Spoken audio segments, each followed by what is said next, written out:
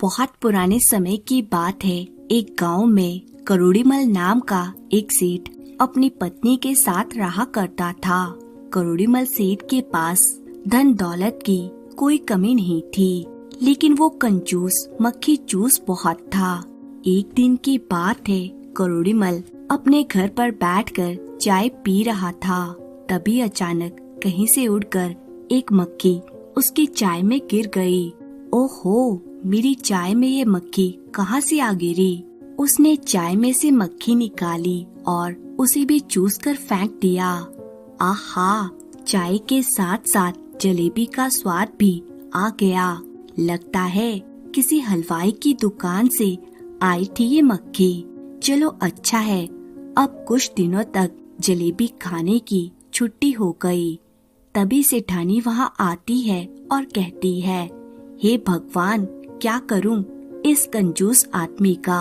हर चीज के लिए इन्होंने मुझे रुला रखा है। सुनिए जी, आज मेरा मछली खाने का मन कर रहा है। आप बाजार से ले आइए ना। पिछले 1 साल से आपको बोल रही हूँ और आप हैं कि बस टालते ही जा रहे हैं। कंजूस करोड़ीमल ने सेठानी को बहुत बहलाने फुसलाने की कोशिश की, पर सेठानी नहीं मानी तो नहीं मानी और मछली खाने के जिद पर अड़ गई। आखिरकार थक हार कर सेठ करोड़ीमल को मछली लाने बाजार जाना ही पड़ा। सेठ मछली की दुकान पर पहुंचा और दुकानदार से बोला, अरे भैया, मछली कितने की दी? दुकानदार बोला, यह मछली 120 रुपए की है सेठ जी। कंजूस सेठ बोला, अरे यह तो बहुत ज्यादा है भैया, तुम तो बहुत ठग रहे हो। जहाँ से तुम लाते हो वहाँ इतने की थोड़े ना मिलती होगी। दुकानदार बोला, अच्छा सेठ जी, मैं ठग रहा हूँ तो जाओ फिर उससे खरीद लो जो थोक में बेचता है, उसके पास चले जाओ। अब कंजूस सेठ करोड़ीमल थोक की दुकान पर पहुँच गया और वहाँ दाम पूछने लगा। अरे भैया, ये मछली कितने की है? ये मछली 100 रुपए की है सेठ जी। सेठ करोड़ीमल को वो दाम फिर से बहुत ज्यादा लगा और वे बोला, अरे भैया, ये तो बहुत महंगी है, इतनी महंगी तो मैं नहीं लूँगा। वैसे भी जहाँ से तुम ये मछली लाते हो वहाँ इतने की थोड़ी मिलती होगी। दुकानदार बोला, हाँ भाई हाँ, क्यों नहीं, हम तो नदी से मछली लेकर आते हैं, वहाँ बिल्कुल मुफ्त मिलती है, जाओ और वहीं से जाकर ले लो। कंजूस सेठ को यह बात रास आ गई। अरे, जब मुफ्त में कोई चीज मिल रही है तो फिर उसे मैं पैसे देकर क्यों खरीदूं? नदी से ही निकाल लूंगा मछलियाँ, कम से कम मेरे पैसे तो बच ही जाएंगे। इतना सोचकर कंजूस सेठ नदी की खोज में निकल पड़ा और आखिरकार कुछ दूर चलने के बाद उसे एक नदी मिली। अरे वाह, मिल गई नदी। चलो अब जल्दी से इस नदी से बढ़िया बढ़िया मछली पकड़कर लाता हूँ। ये सोचकर कंजूस सेठ नदी में घुस गया और मछली पकड़ने के चक्कर में वह नदी में काफी गहराई तक पहुँच गया, जहाँ से बिना तैरे वापस आना संभव नहीं था। अब वह धीरे धीरे डूबने लगा। सेठ को याद आया कि उसे तो तैरना आता ही नहीं है। खुद को मौत के करीब जाते देखकर अब उसे भगवान याद आने लगे। उसने मन में मन्नत मांगनी शुरू कर दी, हे भगवान, मेरी जान बचा लो, भाड़ में गई ये मछलियाँ। अगर मैं इस नदी से बाहर निकल जाऊं तो मैं पूरे 101 ब्राह्मणों को भोजन करवाऊंगा, मुझे बचा लो प्रभु जी। मन्नत मांगने से उसके मन में एक आत्मविश्वास आ गया और वह धीरे धीरे आंखें बंद करके हाथ पैर मारता हुआ उस जगह से थोड़ा ऊपर तक आ गया। आंखें खोलकर उसने देखा तो उसे थोड़ी खुशी हुई, पर वह पछताने भी लगा। अरे, मैंने बिना मतलब के ही 101 ब्राह्मणों के लिए कह दिया। आधी दूरी तो मैं आ ही गया हूँ, थोड़ा कम कर लेता हूँ। तब उसने भगवान से फिर से मन में मन्नत मांगी, हे भगवान, पिछली वाली मन्नत में मैं थोड़ा जोश जोश में भूल गया था, 101 थोड़ा ज्यादा है। अगर मैं अब नदी से बाहर निकल जाऊं तो मैं 51 ब्राह्मणों को भोजन अवश्य करवाऊंगा। थोड़ा साहस करके उसने फिर से तैरना शुरू किया तो थोड़ी दूर और आगे आ गया। अब सिर्फ चौथाई हिस्सा ही रह गया था। जब कंजूस सेठ ने देखा कि अब नदी का सिर्फ चौथाई हिस्सा ही बचा है तो वह फिर बोल पड़ा, हे भगवान, 51 ब्राह्मणों को थोड़ा कम कर लो। अगर मैं अब इस नदी से बाहर निकल जाऊंगा तो मैं 11 ब्राह्मणों को भोजन करवाऊंगा ही करवाऊंगा। ऐसा ही करते करते वह नदी के किनारे पर पहुंच गया। अब पानी 2-3 फीट ही रह गया था। जान बचते ही उसके स्वर और बदल गए। वह तेजी से बोल पड़ा, हे भगवान, 11 ब्राह्मण भी थोड़ा ज्यादा ही हैं। मैं 11 ना सही पर एक ब्राह्मण को तो भोजन करा ही दूंगा, जरूर करवाऊंगा। ऐसा करते करते करोड़ीमल सेठ आखिरकार नदी से बाहर आ गया। बाहर निकलने के बाद सेठ ने सोचा, अब कह तो दिया है कि ब्राह्मण को भोजन करवाऊंगा, पर भोजन करवाऊं कैसे? कहने को तो सेठ करोड़ीमल ने कह दिया कि एक ब्राह्मण को भोजन करा दूंगा, पर अपनी कंजूसी और पैसे बचाने के चक्कर में सेठ ऐसे ब्राह्मण की खोज में चल दिया जो बहुत कम खाना खाता हो। कई जगह ढूंढने के बाद भी करोड़ीमल सेठ को बहुत कम खाने वाला ब्राह्मण कहीं नहीं मिला। वह ढूंढता रहा और कई लोगों से पूछने बताने के बाद आखिरकार करोड़ीमल सेठ को एक ब्राह्मण मिल ही गया। सेठ उस ब्राह्मण के घर पहुंचा और कहने लगा, पंडित जी, मेरा नाम करोड़ीमल सेठ है। मैं पास के ही गांव में रहता हूँ। दरअसल मुझे एक ब्राह्मण को भोजन करवाना है, इसलिए आपके पास आया हूँ। ब्राह्मण ने कहा, ठीक है सेठ जी, मैं आ जाऊंगा आपके घर। अब सेठ जी ने कुछ ऐसा प्रश्न कर दिया जिसके लिए ब्राह्मण देवता तैयार नहीं थे। पंडित जी, वैसे आप कितना खा लेते हैं? क्योंकि पिछली बार जिस पंडित को मैंने भोजन करवाया था वह तो बहुत बड़ा पेटू निकला था। इतना सुनते ही ब्राह्मण समझ गया कि यह सेठ बहुत ही कंजूस है जो ऐसी बात पूछ रहा है। अब सेठ कंजूस था तो वह ब्राह्मण बहुत चालाक था। उसे सेठ के प्रश्न पर क्रोध तो आया, पर उसे बिना जाहिर किए वह तुरंत बोल पड़ा, सेठ जी, मैं पेटू नहीं हूँ। मैं तो मुश्किल से सिर्फ 2 पूरियां ही खा पाता हूँ। यह सुनकर सेठ की खुशी का कोई ठिकाना नहीं रहा। उसे लगा कि बस यही उचित ब्राह्मण है।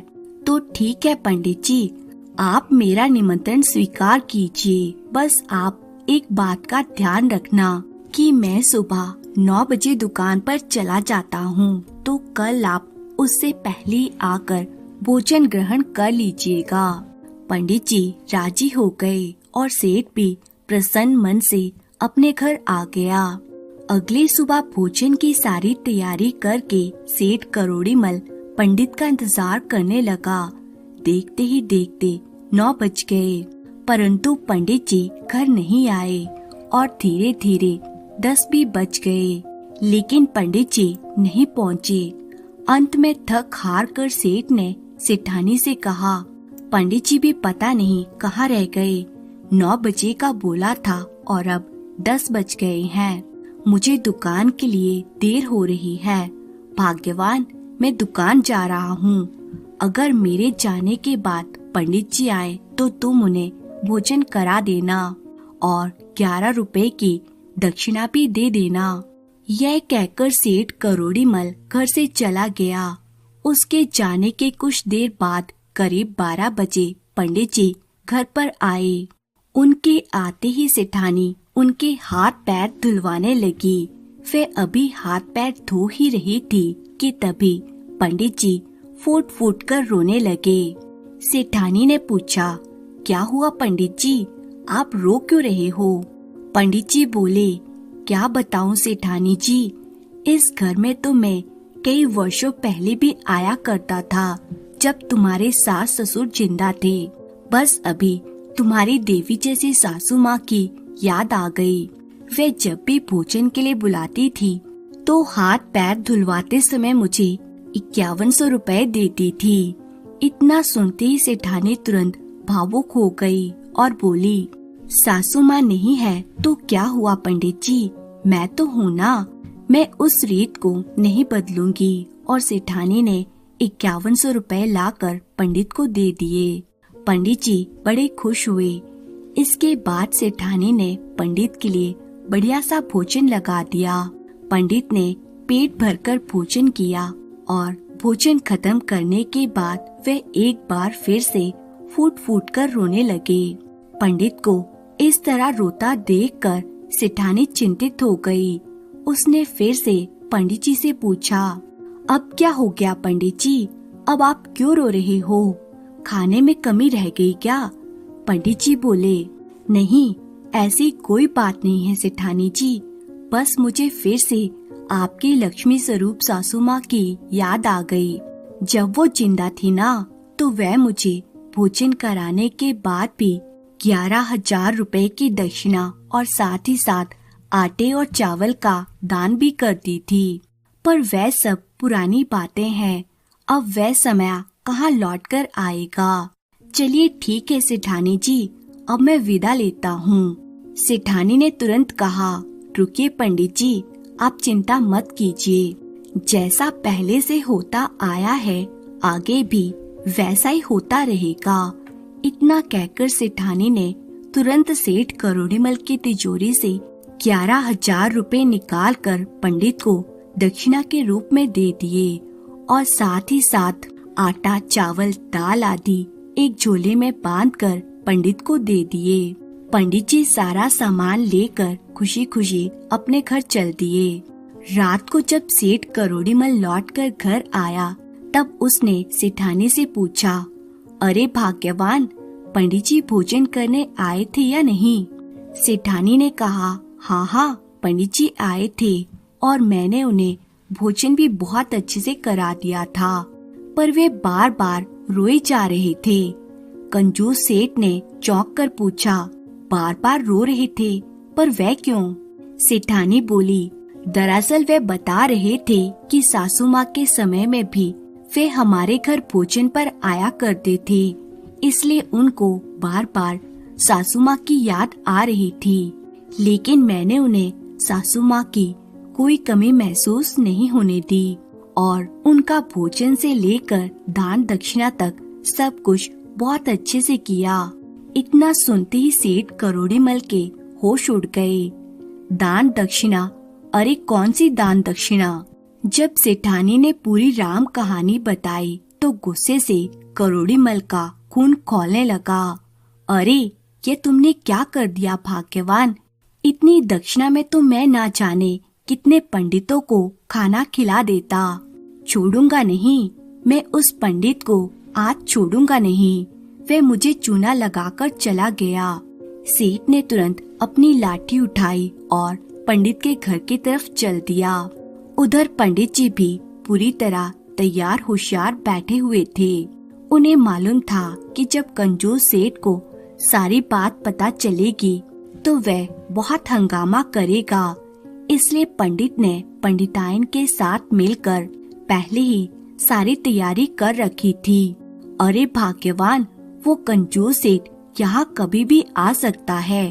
तुम्हें अच्छे से याद है ना कि क्या करना है, कोई गलती मत करना। पंडिताइन बोली, हाँ जी मुझे अच्छे से याद है, आप चिंता मत कीजिए, मैं भी आप ही की पत्नी हूँ, आप बस देखते जाइएगा। और फिर कुछ ही देर में सेठ करोड़ीमल तिल मिलाता हुआ पंडित के घर पर पहुँच जाता है और आवाज देने लगता है, पंडित, अरे ओ पंडित बाहर निकल। सेठ की आवाज सुनते ही पंडिताइन तुरंत पंडित को एक सफेद कफन ओढ़ा देती है। वहीं काफी देर तक जब पंडित बाहर नहीं आता तो सेठ गुस्से में घर के अंदर चला आता है। पंडित धीरे से पंडिताइन से बोला, चालू हो जाओ भाग्यवान, सेठ जी आ गए हैं। और पंडिताइन जोर जोर से रोने लगती है, हे भगवान, पंडित जी हम सबको छोड़कर चले गए। अब हमारा क्या होगा? हमें भी साथ क्यों नहीं ले गए? सेठ ये सब देखकर चौंक गया और कहने लगा, अरे इनको क्या हो गया? पंडिताइन रोते हुए बोली, पता नहीं, सवेरे अच्छे भले घर में बैठे थे, कहकर गए थे किसी दानवीर सेठ के घर भोजन के लिए जा रहा हूँ। पता नहीं वहाँ इन्हें कौन सा जहर खिला दिया। वहाँ से जो लौटे हैं उसके बाद दस्त उल्टी और हमारे पंडित जी हमको छोड़कर चले गए। अब मैं कहाँ से इनके क्रियाकर्म के लिए पैसे लाऊंगी? हे भगवान! इतना सब कुछ देखकर सेठ करोड़ीमल बहुत घबरा गया। हे भगवान! यह पंडित तो मेरे ही घर से खाना खाकर लौटा था। कहीं यह बात गांव में फैल गई कि मेरे खिलाए खाने से इसकी मौत हो गई तो मुझे तो जेल हो जाएगी। ये कहाँ फंस गया मैं? सेठ ने डर के मारे तुरंत अपनी जेब से 25,000 रुपए निकाले और पंडिताइन को देते हुए कहा, ये लीजिए, ये कुछ रुपए हैं, आप इनसे पंडित जी का अंतिम संस्कार जल्दी से करा दीजिए। और हाँ, इसके अलावा बाकी का जो भी जरूरत का सामान होगा वे मैं घर पहुंचकर भिजवा दूंगा। आप बिल्कुल भी परेशान मत होइए। इतना कहकर सेठ करोड़ीमल फौरन अपने घर की तरफ पतली गली पकड़कर निकल लेता है और घर पहुंचते ही डर के मारे वे दाह संस्कार के सामान के साथ साथ 2 महीने का राशन भी पंडिताइन के घर भिजवा देता है। इस बात को 2 महीने बीत जाते हैं। अब सेठ जी का दिया हुआ सारा राशन पानी खत्म हो गया। तब पंडित जी ने फिर से कोई तिगड़म लगाने की सोची और एक सुबह 9 बजे के बाद जब सेठ करोड़ीमल अपनी दुकान के लिए निकल गया, तब पंडित जी अपने घर से सेठानी से मिलने सेठ के घर की तरफ चल दिया। 2 महीनों से पंडित जी ने अपनी दाढ़ी मूछ भी नहीं बनाई थी, सो लंबी लंबी दाढ़ी लेकर पंडित जी सेठानी के घर पहुंच गए। अब पंडित जी जितने चालाक थे, सेठानी उतनी ही मूर्ख थी। पंडित जी को देखते ही सेठानी ने उनसे पूछा, अरे पंडित जी, आप यहाँ? आप तो मर गए थे ना? पंडित जी बोले, हाँ सेठानी जी, मैं मर गया था और अभी मैं सीधा स्वर्ग से ही यहाँ पर आ रहा हूँ। क्या है कि वहाँ हजामत करने वाला कोई नहीं है ना, तो यहाँ मैं अपनी दाढ़ी बनवाने आया हूँ। पंडित जी बहुत ही चालाक थे। उन्हें आस पास के लोगों से पता चला था कि सेठ जी की एक गुंजा नाम की बेटी थी जिसका कई साल पहले स्वर्गवास हो गया था। पंडित ने सेठानी से कहा, सेठानी जी, मुझे स्वर्ग में आपकी बेटी गुंजा मिली थी।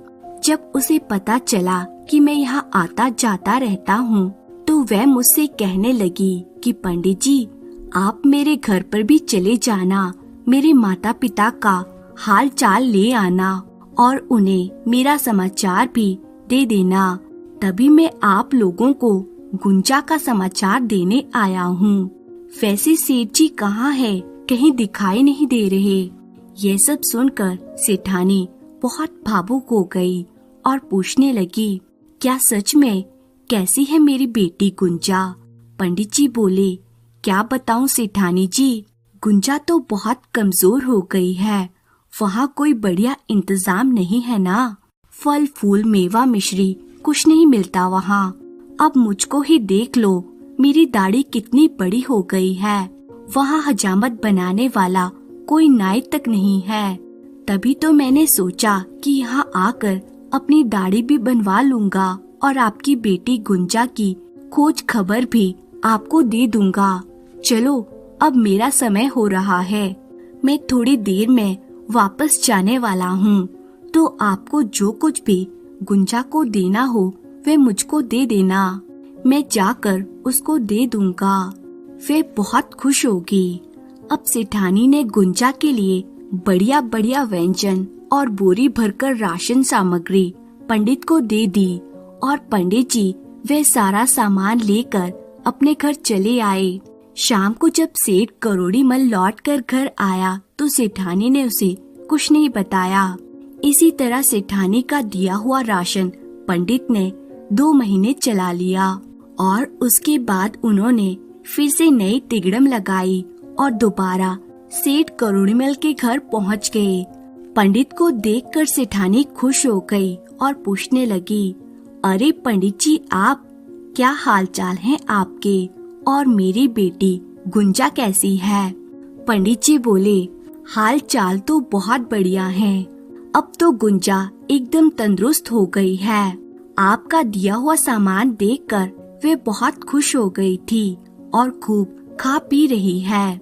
उसने आपका और सेठ जी का हाल चाल पूछा है। और हाँ, एक खुशी की बात तो मैं आपको बताना ही भूल गया। जानती हो, आप नानी बन गई हो और सेठ जी नाना। गुंजा को लड़का हुआ है। ये खबर सुनते ही सेठानी की खुशी का कोई ठिकाना नहीं रहा। पंडित जी ने फिर कहा, अच्छा सुनो, गुंजा ने कहा है कि अम्मा को कह देना कि नाती के लिए कुछ कपड़े और शगुन का सामान भिजवा दें। और हाँ, उसने वहाँ दावत का भी इंतजाम किया है, तो उसके लिए कुछ राशन पानी भी भिजवा देना। अब तो सेठानी जी दौड़ दौड़ कर सारा इंतजाम करने लगी। उसने एक बैलगाड़ी बुलवाई जिसमें आटा, चावल और सारा राशन का सामान भरकर पंडित को दे दिया और जाते जाते कहा, पंडित जी, गुंजा से कहना कि उसकी माँ उसको बहुत याद करती है और मेरे नाती को मेरा खूब सारा प्यार देना। पंडित जी बोले, हाँ हाँ, क्यों नहीं, कह दूंगा, मैं ये जरूर कह दूंगा। इतना कहकर पंडित जी निकल लिए। तभी अचानक किसी काम से सेठ करोड़ीमल घर आ पहुंचा और देखा कि सेठानी तो दरवाजे पर ही खड़ी है। सेठ ने सेठानी से पूछा, क्या बात है भाग्यवान, तुम यहाँ क्यों खड़ी हो? कोई आया था क्या? सेठानी बोल पड़ी, हाँ, स्वर्ग से पंडित जी आए थे। आप जानते हैं, आप नाना बन गए हैं। नाना? सेठ ये सुनकर आश्चर्यचकित रह गया। अरे, मैं नाना कैसे बन गया? ना मेरी कोई बेटी है, ना कोई भतीजी, भला फिर मैं नाना कैसे बन सकता हूँ? तब सेठानी ने करोड़ीमल को बताया, अरे अपनी बेटी गुंजा है ना, स्वर्ग में उसी को लड़का हुआ है। पंडित जी बता रहे थे। यह सब बातें सुनकर तो मानो सेठ को जैसे करंट ही लग गया। हे भगवान, तुम्हारा दिमाग खराब हो गया है क्या? उस पंडित ने तुमसे कुछ भी कहा और तुमने सब कुछ मान लिया। अरे भाग्यवान, कहीं वे तुमको ठग कर कुछ ले तो नहीं गया? सेठानी बोली, नहीं नहीं, मैंने उन्हें कुछ खास तो नहीं दिया, बस गुंजा के बेटे के लिए सोने की चेन, कपड़े, एक टोकरी फल, आटा, चावल, दाल, तेल और बस 2 महीने का राशन दिया है। अब तो सेठ करोड़ीमल के सर के ऊपर से चिड़िया उड़ने लगी। अपनी अकल की अंधी पत्नी और चालाक पंडित का गुस्सा लेकर वह पंडित के घर की तरफ चल दिया। जब करोड़ीमल पंडित जी के पास पहुंचा तो उनसे हाथ जोड़कर माफी मांगने लगा। पंडित जी, मुझे माफ कर दीजिए। मैं आज के बाद कभी कम खाना खाने वाले ब्राह्मण को नहीं ढूंढूंगा और अपनी इस कंजूसी को त्याग दूंगा। मैं समझ गया हूँ कि आप मुझे उसी बात की सजा दे रहे हैं। पंडित जी बोले, ठीक है सेठ जी, मैं आपको माफ करता हूँ, लेकिन आज से आपको हर महीने मंदिर जाकर वहाँ बैठे गरीबों और साधुओं को भोजन करवाना होगा और साथ ही उन्हें 100 रुपए दक्षिणा में भी देने होंगे। सेठ हाथ जोड़कर बोला, मुझे स्वीकार है पंडित जी, मुझे माफ कर दीजिए। मैं हर महीने गरीबों और साधुओं को दावत भी खिलाऊंगा और साथ ही साथ 101 रुपए की दक्षिणा भी दूंगा। पंडित ने सेठ करोड़ीमल को माफ कर दिया और मुस्कुराते हुए बोला, जाओ, अब आप चैन से रहो और खुशी से रहो, तुम्हारा कल्याण हो। दोस्तों, आज की कहानी यहीं समाप्त होती है। अगर आपको कहानी पसंद आई है तो इसे लाइक कीजिए और ऐसी ही कहानियाँ देखने के लिए चैनल को सब्सक्राइब कर लीजिए। आपका बहुत बहुत धन्यवाद।